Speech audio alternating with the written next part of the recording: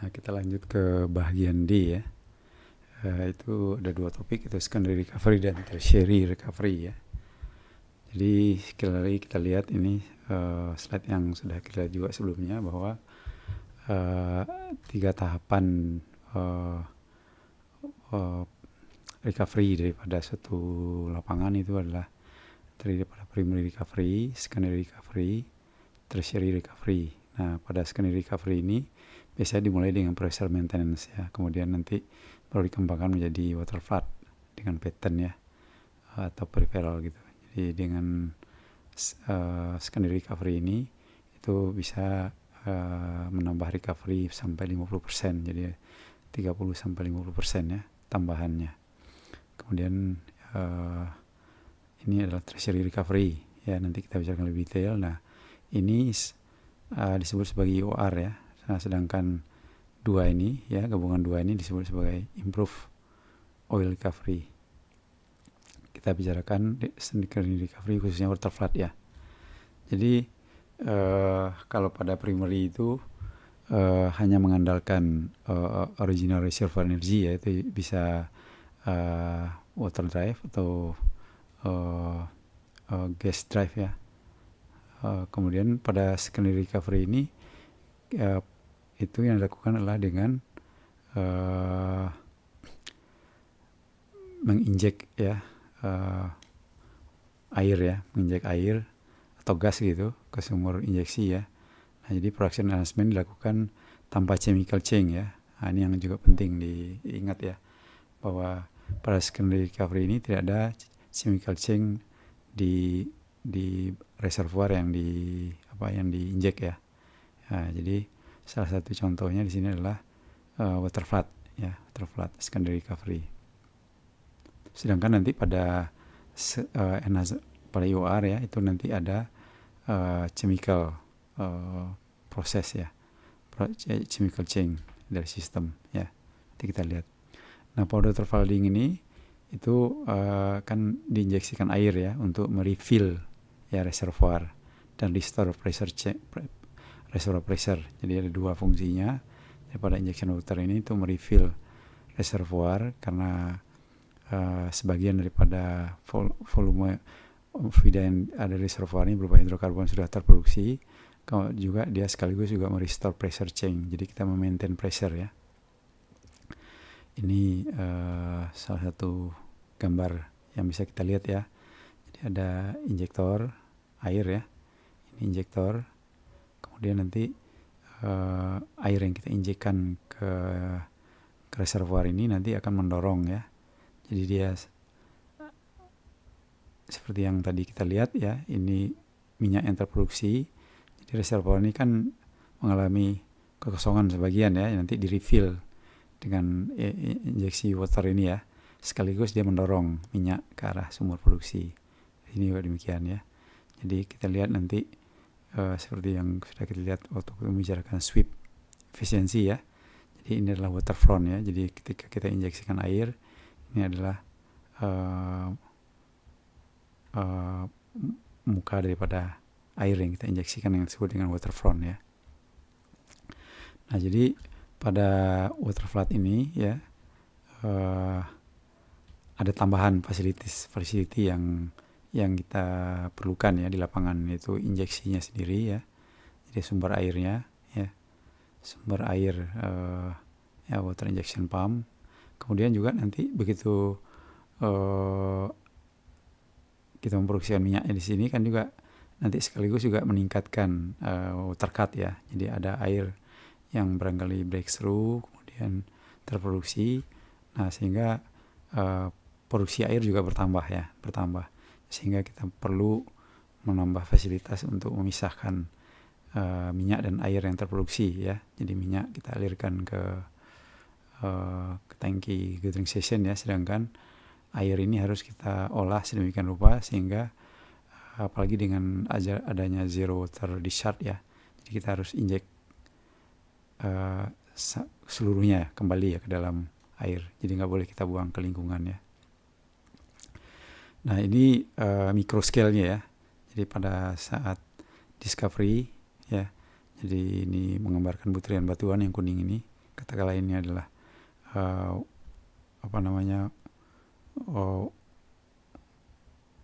water wet ya, reservoir ya, jadi air yang nempel di batuan ini ya. Jadi ini adalah minyak, yang ini ya, yang merah adalah minyak. Jadi ketika kita produksikan ya, nah kemudian diiringi dengan water flood ya, maka nanti seperti ini ya, ini didorong pakai water flood. Kemudian pada akhir daripada water flood itu akan terjadi seperti ini, masih ada droplet ya, jadi minyak yang masih tersisa di dalam pori-pori reservoir ini, dalam pore space ya. Jadi ini nanti akan kita lakukan pada tertiary recovery ya. Ini bisa diproduksi nanti melalui tertiary recovery. Nah, ini yang terjadi pada water flood ya. Pada water flood, air akan mendorong minyak ini ke arah sumur produksi. Nah, inilah pattern yang biasa kita gunakan dalam water flood ya, atau dalam tertiary juga demikian ya. Jadi ini water flood injector producer pattern ya. Jadi ada yang namanya pattern seperti ini ya. Jadi untuk low dip ini ya, untuk low dip. Jadi ini 5 spot, ada injektor di tengah-tengahnya. Ini adalah sumur producernya ya. Jadi ini yang 7 spot, ini yang 9 spot. 7 spotnya ada 6 ya, production sekitarnya, satu injektor tengahnya. Kalau ini 8, satu injektor di tengah ya. Kemudian ada lagi yang disebut dengan peripheral ya, peripheral flood. Jadi ini kalau yang kemiringannya cukup tajam ya. Jadi keuntungannya di sini adalah kita hanya memerlukan beberapa sumur ya, sumur injeksi di flanknya ya, di flank daripada lapangan ini ya, di bawah water contact. Kemudian ini katanya better sweep apabila gravity-nya stable ya. Jadi kalau kita injeksi dengan air di sumur yang ada di luar water contact ini, maka nanti air ini akan mendorong minyak ya, sekalian juga memberikan tambahan pressure ya di dalam reservoir ini dan mendorong minyak ke arah sumur produksi yang berada di updip location. Nah, ini yang peripheral ya. Jadi sumur injeksinya itu lebih sedikit, ada di pinggir-pinggirnya ya. Jadi dia akan mendorong minyak itu nanti ke arah tempat yang lebih tinggi ya, tempat yang lebih tinggi di mana terdapat sumur-sumur produksi ya. Nah, inilah pattern water flood ya, pattern water flood. Nah, seperti yang sudah kita bicarakan juga, pattern ini kan dengan anggapan bahwa reservoir itu penyebarannya blanket ya, merata ya. Nah, dan tidak terhalang oleh adanya kompartemen patahan ya dan sebagainya, phase change. Nah, apabila reservoirnya itu tidak blanket ya, jadi katakanlah berupa channel, nah, kita sudah lihat pada slide-slide sebelumnya, maka nanti akan terdapat injektor dan producer ini yang tidak terkoneksi dengan baik ya, karena adanya barrier ya. Jadi kita bisa bikin patternnya mengikuti penyebaran sennya. Kalau penyebaran sennya sudah diketahui dengan lebih yakin ya, jadi kita bisa pasang injektor dan producer ini mengikuti pola penyebaran reservoirnya, sehingga kita bisa ensure ya bahwa antara injektor dengan producer ini terkonek dengan baik ya. Nah, ini adalah recovery factor ya. Jadi kalau kita lihat recovery factor ini adalah jumlah minyak yang terproduksi NP ya dibagi dengan OIP ya, OIP atau stock tank oil in place ya, STOIP. Jadi ini cumulative produksi dibagi dengan STOIP ya, ini recovery factor. Nah, dari segi ini RF ini kalau kita lihat kaitkan dengan efisiensi ya, efisiensi sweep ya. Jadi maka RF itu sama dengan EA kali EF, atau inilah E volume, efisiensi volumetric, dikalikan dengan ED, di mana ED itu adalah microscopic sweep efficiency. Jadi A itu adalah areal sweep efficiency yang nanti itu akan sebagai fungsi daripada mobility ratio, pattern, directional favorability, pressure distribution, cumulative injection, dan operation ya. Sedangkan vertical sweep efficiency tergantung dari rock property variation between different flow unit ya. Jadi ini variasi daripada permeability ya. Nah, sedangkan volume ini kali ini ya, volumetric ya. Nah, sedangkan ED ini adalah microscopic sweep efficiency yang tergantung dari primary deflation, kemudian permeability relatif air ya, dan permeability relatif minyak, kemudian mobility ratio oil dan mobility ratio water ya. Nah, ini sudah kita lihat juga pada slide sebelumnya. Ini kita sebut sebagai areal sweep efficiency ya. Ini sweep zone, ini non sweep zone ya. Jadi areal sweep efficiency itu adalah daerah sweep zone ini dibagi dengan seluruh area ini ya. Sedangkan volumetric ya, sweep efficiency itu ya tentunya sweep zone ini ya, sweep zone volume ini dibagi dengan volume keseluruhan ini ya, volume. Nah, kemudian apa yang membuat ya, ada beberapa elemen yang membuat water flood ini sukses ya. Yang pertama adalah high movable oil saturation, moderate to low oil viscosity. Jadi untuk minyak yang ringan lah ya, minyak ringan, light oil ya, seperti halnya Minas misalnya. Kalau kita terapkan water flood ini di minyak yang kental seperti duri, itu nggak bisa ya, nggak bisa. Nah, ini probability-nya ya oke ya, bagus gitu ya, favorable relative probability. Kemudian juga nggak banyak variasi ya daripada probability-nya ya. Kemudian pattern-nya simetrik ya, jadi 7 spot atau 5 spot ya, oke ya. Kemudian kita juga harus punya fasilitas ya untuk ability to inject large volume of water ya. Jadi sumber air untuk injektor itu dari mana kita ambil, misalnya dari sungai itu dari mana.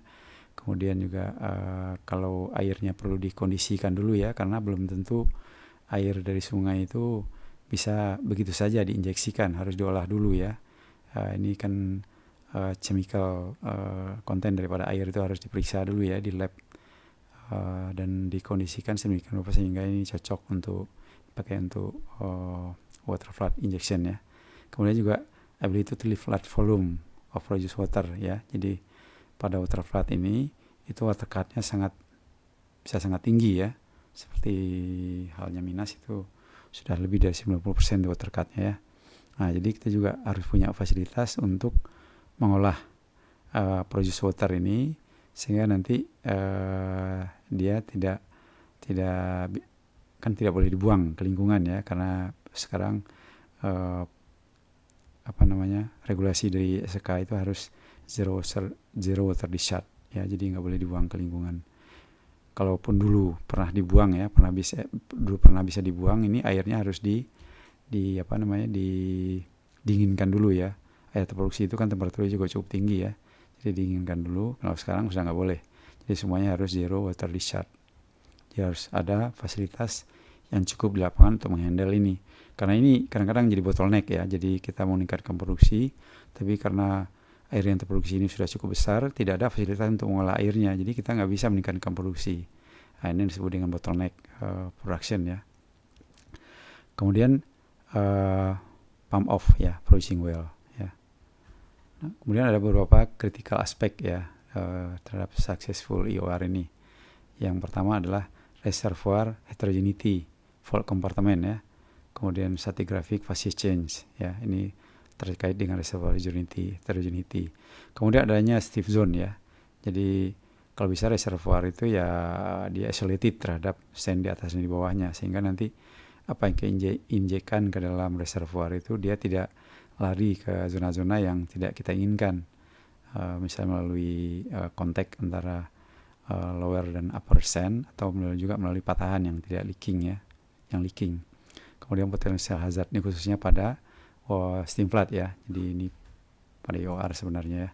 Jadi leaking to surface melalui patahan ya, leakingnya steam ya, ini eruption. Nah ini tipikal uh, production rate atau barrel oil per day daripada waterflood ya. Jadi kita lihat di sini primary production dari awal, kemudian dia mulai puncak produksi, kemudian decline, kemudian baru nanti dimulai dengan secondary recovery. Ini ada periode di mana disebut dengan reservoir fill up ya. Jadi kita dari sini ke sini itu mungkin kita mulai dengan pressure maintenance ya. Nah, jadi baru ada responnya di sini ya. Dia nggak perlu waktu untuk respon ya. Pressure-nya udah mulai naik ya. Kemudian produksi mulai naik, mencapai puncaknya, kemudian dia akan decline lagi. Ini disebut dengan waterflood life ya. Waterflood life. Nah ini juga menarik ya. Jadi ini ada suatu reservoir yang kalau dari kamarinya dia finding upward, coursing upward ya. Kalau ini finding upward ya. Jadi pada yang coursing upward ini kan quality sand-nya lebih bagus yang di topnya ya. Jadi di top ini butirannya bisa lebih kasar dan juga mungkin sortingnya lebih bagus. Nah K-nya itu makin bagus ya ke sini ya, makin bagus. Nah jadi kita lihat K ini versus oil saturation ya, remaining oil saturation. Jadi pada K yang bagus nih remainingnya nanti begitu diproduksikan itu tinggal sedikit ya. Nah sedangkan pada bagian yang finding ini ya, bagian yang K-nya kecil ini itu nanti oil remainingnya masih banyak ya, masih banyak remaining oil saturationnya ya ini. Nah sedangkan pada reservoir yang finding upward seperti ini, jadi K-nya kan berkurang ke sini ya, semakin kecil probability-nya ke sini ya. Nah jadi pada bagian finding ini remainingnya banyak ya, remaining banyak. Jadi oil saturation nih masih besar ya pada akhir daripada waterflood. Sedangkan di bagian yang course ini, nah itu sebagian besar sudah terproduksikan sehingga remainingnya tinggal sedikit ya. Nah ini terkait dengan oil weight sama water weight, mana yang lebih banyak, seperti yang sudah kita lihat sebelumnya juga ya. Pada water weight system itu lebih banyak oil ya, recovery lebih besar ya dibanding underwater flooding. Jadi jadi pada water weight system ini itu minyak yang menempel ke pori-porinya kan adalah air ya, sedangkan minyak itu hanya sebagian kecil ya, permukaan daripada butiran minyak itu yang menempel ke permukaan batuan, jadi lebih mudah bergerak ya. Jadi recovery daripada water weight system ini lebih bagus ya, atau lebih besar daripada yang oil weight system. Kemudian kita masuk kepada tertiary recovery ya. Tertiary recovery. Jadi seperti tadi sudah kita lihat, pada tertiary recovery ini terjadi perubahan chemistry daripada sistem ya. Jadi misalnya kita pakai nanti CO2, polimer atau thermal ya. Jadi terjadi perubahan chemistry pada sistem. Nah ini adalah teknik EOR yang digunakan ya, teknik EOR yang digunakan. Jadi bisa gas injection, thermal injection, chemical, dan CO2 ya. Jadi kita lihat working principle-nya pada thermal misalnya, itu ini panas ya, itu biasanya berupa steam ya, diinjeksikan ke reservoir untuk mengurangi viskositas daripada oil ya.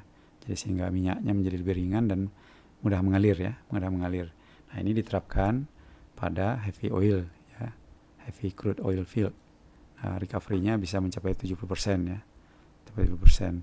Nah, chemical injection atau CO2 lah nanti kita lihat contohnya ya. Nah ini karbon diinjeksikan CO2 ya. Nah CO2 itu akan ada yang nanti miscible sama immiscible ya. Dia akan mereduce viscosity ya. Jadi begitu CO2 ini bercampur dengan oil, dia akan mereduce viscosity ya, sehingga mendorong residual oil itu ke arah sumber produksi. Nah ini biasanya katanya dicocok di limestone ya. Jadi incrementalnya 15% ya, incremental produksinya 15%. Kemudian chemical juga, ini ada surfaktan, polimer dan sebagainya ya. Nah ini dia reduce interfacial tension ya, jadi increase fluid water viscosity ya, jadi dia mereduce interfacial tension antara fluida dengan baik itu minyak atau air dengan batuan ya. Nah kemudian dia increase fluid water viscosity ya, jadi minyak air itu atau minyak akan lebih mudah mengalir ya. Nah ini dipakai setelah water flood ya, jadi dia water flood diikuti dengan chemical injection ya untuk mengcapture residual oil, jadi cocok pada sandstone reservoir dan limestone ya, yang less limestone, incrementalnya kira-kira 15% ya. Nah ini sudah kita lihat juga sebelumnya ya pada tertiary recovery yang merupakan bagian daripada EOR ya. Jadi ada 4 ya metode yang digunakan, yaitu thermal, itu bisa kita injeksikan steam atau air hot water ya, atau combustion ya. Kemudian gas injection CO2 ya, hidrokarbon dan nitrogen ya. Kemudian chemical bisa surfaktan, bisa polimer, bisa alkali ya. Kemudian other microbial dan acoustic electromagnetic ya, courtesy dari SPE ya. Nah ini action on sweep dan displacement efficiency. Jadi action pada sweep efficiency pada macro scale ini bisa dilakukan dengan 2 cara ini ya, dengan increasing water viscosity itu dengan polimer flooding ya, kemudian dengan decreasing oil viscosity ya, itu dengan steam drive ya, itu combustion ya, kemudian carbon dioxide drive, ini bisa 2 fungsinya ya. Jadi action on displacement efficiency di 4 scale-nya ya. Jadi bisa menggunakan using miscible displacement fluid ya.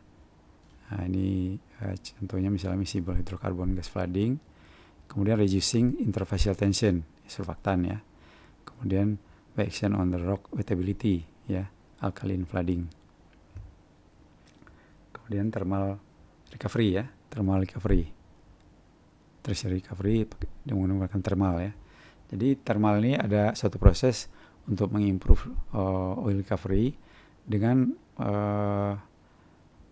menggunakan heat ya, panas kepada reservoir oil, sehingga oil viscosity itu menjadi berkurang ya, dan oil phase-nya berubah menjadi phase yang favorable lah ya untuk diproduksikan ya.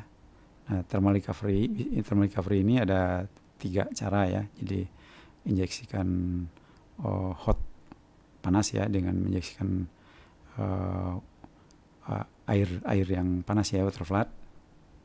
Kemudian beda dengan water flood sebelumnya ya, jadi ini air panas yang diinjeksikan ya. Kemudian steam ya, injeksikan steam seperti halnya duri. Kemudian in situ combustion. Jadi pada thermal recovery ini ya, itu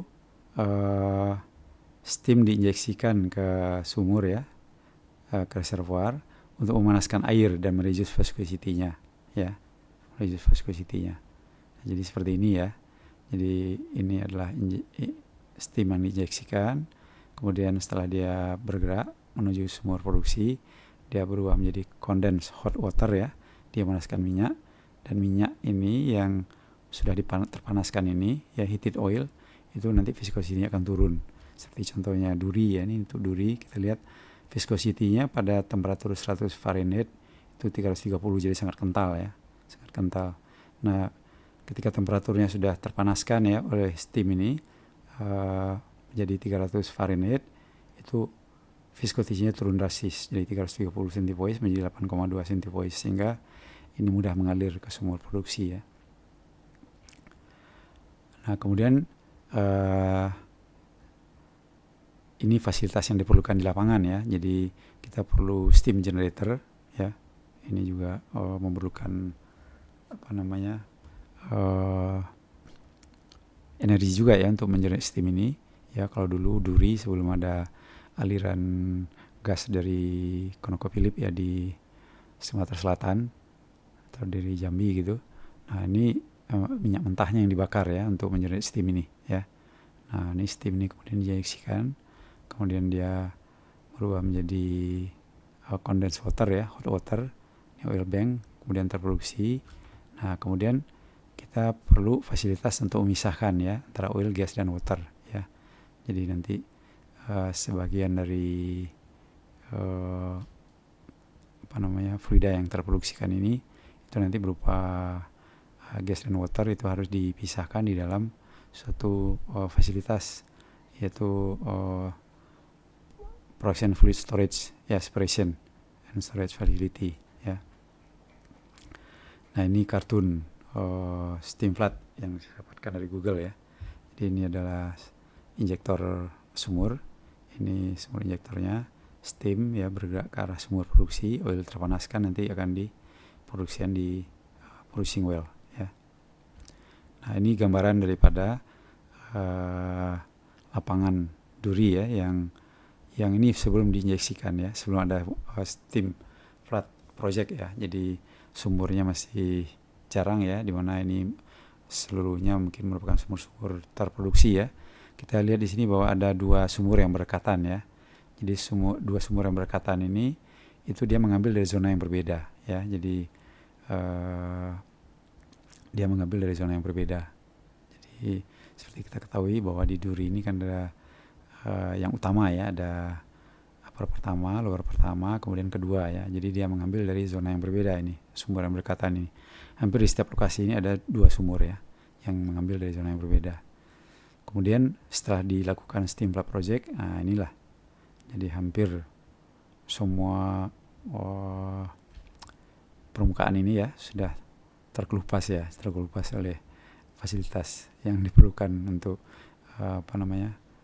proses produksi. Jadi untuk sumur injektor, sumur produksi, karena ini juga patternnya kan lebih banyak ya di sini ya. Ini kan belum sampai pattern ya, kalau ini sudah pattern water flood, pattern steam flood project ya. Jadi sumurnya lebih banyak, baik injektor maupun produsernya. Nah, nanti akan ada daerah-daerah yang tidak terjangkau oleh steam karena adanya permeability barrier ya. Jadi daerah-daerah yang nggak terjangkau oleh steam itu nanti akan tetap dia cool ya, tidak dingin, jadi minyaknya tetap nggak terpanaskan. Nah, supaya kita bisa memanaskan daerah-daerah yang nggak terjangkau oleh steam itu, kita bisa membawa satu portable steam ya, yang dinamakan dengan half and puff. Jadi kita bawa alatnya ke sini, kita injeksikan steam ya untuk beberapa waktu ya. Kemudian setelah beberapa waktu kita diamkan sehingga nanti terjadi kondensasi ya. Steam itu berubah menjadi hot water ya, sehingga nanti viscosity daripada minyak yang ada di sini menjadi lebih rendah ya. Nah, kemudian baru kita produksikan. Nah, ini adalah satu map yang dihasilkan dari 4D seismic ya. Contoh bagaimana half and puff itu dilakukan ya. Jadi ini adalah daerah-daerah yang nggak terpanaskan, yang nggak terjangkau oleh steam yang diinjeksikan di sini, dan di sini ya yang mungkin permeability barrier ya ke sini ya. Jadi ini bisa lakukan half and puff. Kita juga lihat di sini bahwa tidak di semua pattern itu penyebaran steam ini bagus ya. Ada juga yang kurang bagus kayak di sini. Kemudian ini adalah tipikal daripada production profile ya, daripada suatu steam minyak daripada steam flood project ya, yang minyaknya merupakan minyak berat. Jadi kita lihat pada primary recovery itu produksinya cukup rendah ya, jadi hanya sekitar 40.000, 50.000 ya, kemudian turun ya, kemudian baru nanti kita mulai dengan steam injection di sini ya. Kita injeksi, kemudian pada steam flood project ini produksinya bisa meningkat banyak ya, bisa beberapa kali daripada primary-nya ya. Jadi dalam rentang waktu yang hampir 1 abad lah ya. Nah, ini produksinya meningkat cukup tinggi ya. Nah, kemudian kita lihat tertiary CO2 ya. Jadi tertiary recovery dengan menggunakan CO2 flood. Jadi ada dua CO2 flood ini, ada yang immiscible dan ada immiscible ya. Pada immiscible ini ya CO2 gas itu diinjeksikan dan dia tidak bercampur dengan minyak ya, nggak bercampur dengan minyak. Jadi dia hanya gas ini akan ekspansi ya untuk memprovide additional reservoir pressure to keep the oil flowing to the well ya. Jadi dia tidak ada percampuran antara tidak terjadi percampuran antara minyak dengan oil ya. Dia hanya berfungsi mendorong minyak ya, mendorong minyak itu ke arah sumber produksi ya. Ini contohnya kebetulan contohnya adalah yang frontnya kurang bagus ya. Jadi ini ada early breakthrough dari CO2. Jadi ini diinjeksikan di sini. Inilah swap zone-nya ya. Sudah duluan breakthrough nih bagian atasnya. Ini karena ada gravity ya. Ada gravity karena minyak ini kan lebih berat daripada dengan CO2 ya. Jadi CO2-nya ada di atas dan breakthrough lebih duluan ya. Sampai ke sumber produksi. Inilah unswap-nya ya. Unswap oil. Nah, yang miscible ya, miscible gas injection. CO2 injection. Nah ini terjadi percampuran ya antara gasnya dengan oil ya. Jadi oil viscosity-nya jadi berkurang ketika terjadi percampuran ini, maka viscosity oilnya menjadi berkurang ya. Jadi dia akan bergerak lebih bebas ke arah sumber produksi ya. Nah ini dalam microscopic scale ya, kita lihat bahwa pada primary production itu minyak itu masih penuh ya, mengisi pore space ya, mengisi pore space. Ini katakanlah ini water wet ya. Jadi yang biru ini adalah water, yang hijau ini adalah oil ya. Kemudian begitu sudah di akhir daripada periode water flood ya, maka masih tertinggal minyak-minyak ini. Sudah kita lihat juga sebelumnya ya, ada butiran-butiran minyak ini yang masih tertinggal di dalam pore space ini ya, dimana minyak ini dia menempel ya ke dalam kepada permukaan batuan-batuan ya, permukaan butiran batuan ya. Nah kemudian pada CO2 ini ketika terjadi mixing ya antara CO2 itu dengan oil, maka nanti oil yang nempel di permukaan ini akan terlepas sehingga nanti dia mengumpul dan sehingga mudah didorong ke arah sumber produksi. Dan ini akan memberikan tambahan produksi sekitar 18% ya, additional recovery-nya. Jadi ini miscible ya, CO2 EOR. Jadi dia tercampur ya. Jadi this lead to reservoir fluid become miscible ya, tercampur. Jadi dia akan menjadi low viscosity, enhanced mobility ya, dan low interfacial tension ya. Jadi antara minyak atau dengan air itu, antara minyak dengan air dengan batuan ya, itu interfacial tensionnya akan menjadi rendah ya, sehingga ini akan meremobilize ya oil dan reduce residual oil saturation ya, sehingga ini improve recovery ya. Nah ini prosesnya.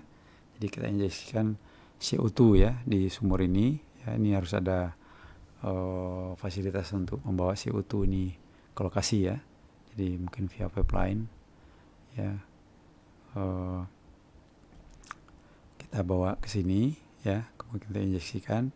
Pada suatu saat ini akan terjadi mixing ya antara CO2 dengan oil, sehingga nanti viscosity menjadi lebih rendah dan dia bergerak lebih mudah ke arah sumber produksi ya. Jadi recovery-nya akan lebih meningkat. Ini nanti kita bawa sampai di permukaan, nanti harus dipisahkan ya antara CO2-nya dengan oilnya. Nah ini juga bisa kita injeksikan ini CO2-nya terus-menerus ya. Jadi CO2, ini CO2 bank-nya, kemudian ini tercampur, kemudian ini adalah oil bank-nya yang sudah lebih mudah mengalir ya, viscosity lebih rendah, viskos ya. Nah kemudian dia bergerak ke arah sumber produksi, terproduksikan ya. Nah bisa juga kita selang-seling ya. Jadi karena CO2 kan juga mahal ya, kita selang-seling. Jadi kita injekkan CO2 ya, kemudian dia tercampur ya, miscible zone-nya di sini. Kemudian kita dorong dengan water, dengan air ya. Kemudian injek lagi CO2, dorong lagi dengan air, CO2 lagi ya. Sehingga ini mungkin bisa lebih hemat ya, Nah ini fasilitas yang diperlukan di lapangan ya. Jadi karbon dioksida kalau bisa pakai pipeline atau bisa pakai truk ya bawanya ke lokasi ya, ke sumur injektor ya. Kemudian nanti setelah di sini dipisahkan ya, jadi produce fluid oil gas water separation and storage facility ya. Jadi ini dry water, CO2, water lagi, CO2 lagi, miscible, oil bank, additional recovery ya. Nah ini contoh daripada penggunaan 4D seismic ya, yang bisa sukses digunakan untuk memonitor pergerakan daripada CO2 ini ya, CO2 flooding ini ya. Jadi kita bisa lihat pada baseline ya, ini zona yang diinjek CO2 ya. Jadi ketika tahun 94 ya. Nah ini map view-nya, ini mungkin merupakan amplitude map ya, atau atribut map.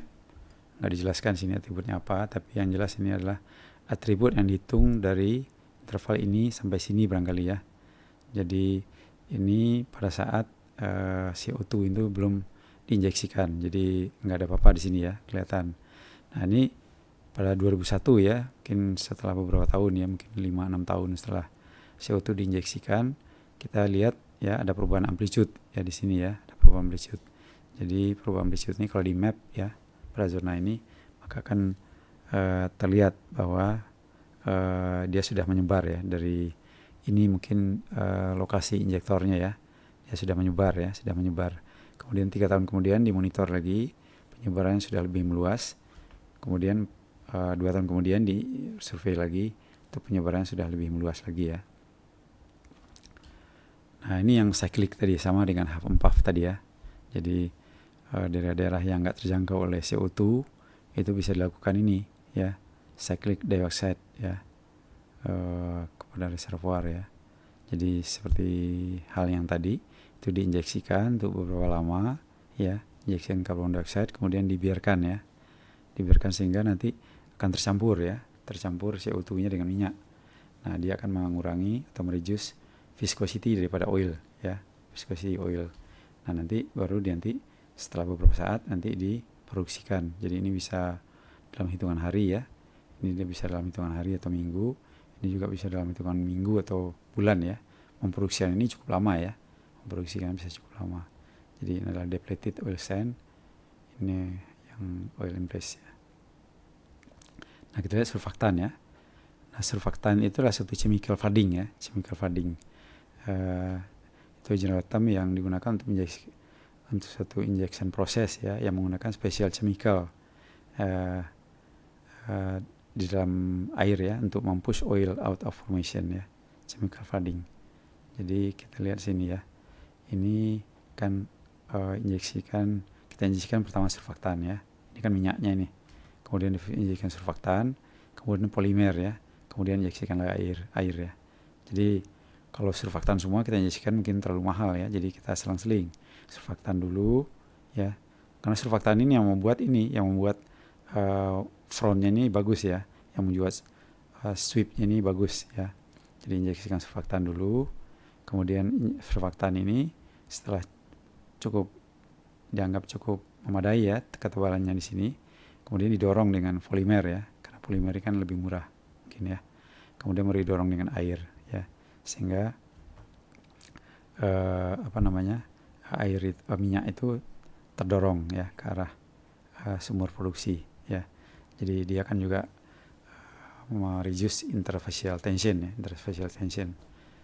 jadi seperti halnya yang lain-lain ya, di sini harus ada surfaktan facility-nya. Nah ini proyek yang sangat mahal ya sebenarnya ya. Jadi surfaktannya dibuat di mana, bagaimana membawanya ke lapangan, kemudian injeksikannya, kemudian nanti begitu diproduksikan, kemudian bagaimana dipisahkan. Nah jadi seperti halnya waterfall tadi, itu juga penting untuk memastikan ya bahwa surfaktan yang barangnya mahal ini, begitu juga polimer, itu dia hanya berada pada lapisan yang diinjeksikan, tidak lari kemana-mana melalui patahan atau melalui kontak dengan reservoir di atas di bawahnya. Jangan sampai dia leaking sehingga nanti terbuang sia-sia ya. Kemudian ini ya dengan surfaktan ini, jadi ada yang ibaratkan surfaktan ini kayak kita mencuci piring bekas makan ya, piring yang sudah misalnya kalau kita makan dengan makanan yang banyak minyaknya ya, kan nanti setelah kita makan itu kan banyak tersisa minyak di piring itu ya. Nah itu piring itu nanti bisa kita, minyak yang tersisa di piring itu bisa kita ambil ya, atau bisa kita bersihkan, kita sapu ya pakai sabun. Nah ya, surfaktan ini ibaratnya sabun ya, dia akan mencuci nanti reservoir oil ini, sehingga nanti seluruh oil yang ada, hampir sebagian besar ya, oil yang tersisa itu nanti akan tersapu ya oleh surfaktan ini ya. Nah ini gambaran daripada bagaimana sweep efisiensi itu diimprove ya, jadi adanya fingering ya. Jadi kalau misalnya kita injeksikan hanya CO2 ya, itu akan terjadi fingering karena adanya gravity ini kan ringan ya. Jadi adanya permeability yang beda-beda ini mungkin permeability-nya bagus dan CO2-nya ringan, dia akan lebih dulu nyampe sini sehingga terjadi breakthrough ya. Ini akan terjadi fingering ya, permeability-nya bagus. Nah, gimana kita ini early gas breakthrough di sini ya. Jadi untuk improve sweep efisiensinya kita alternate ya. Jadi kita alternate gas. Jadi setelah CO2 diinjeksikan, kita injeksikan air ya, sehingga nanti agak ada improvement ya. Jadi ini muka frontnya ini agak lebih bagus ya, walaupun tidak ideal ya. Nah, kemudian kita bisa improve lebih jauh dengan surfaktan. Ini masih, kalau di sini ya masih terpengaruh dengan gravity ya, segregation. Karena ini kan lebih berat ya, karena reservoir heterogeneity juga ya. Nah, tapi dengan menggunakan surfaktan ya, jadi kita bisa improve sweep efisiensinya ya, reduce gravity segregation, dan juga dia akan smooth heterogeneity ya. Nah ini definisi daripada IOR, jadi improve oil recovery, proses yang lebih komplit lah ya. Kalau tadi kan kita bicara hanya tertiary, secondary, tertiary recovery. Jadi sebenarnya banyak hal yang bisa dilakukan di lapangan ya. Jadi mulai dari production enhancement itu dengan